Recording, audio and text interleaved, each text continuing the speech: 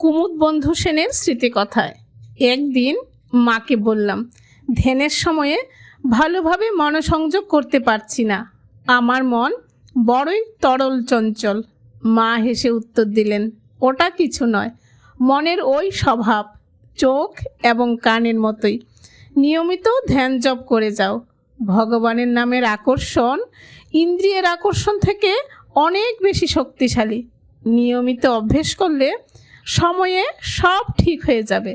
সব সময় ঠাকুরের কথা ভাববে, তিনি সর্বক্ষণ তোমাকে দেখছেন। তোমার ত্রুটি সম্পর্কে একদম চিন্তা করবে না।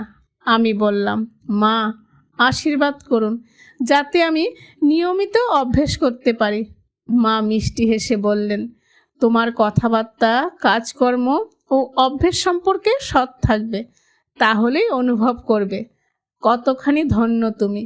ঠাকুরের আশীর্বাদ সর্বক্ষণ জীবের উপর বর্ষিত হচ্ছে, তা চাওয়ার দরকার হয় না। ব্যাকুল হয়ে ধ্যান জপ করো, তার অসীম কৃপা বুঝতে পারবে।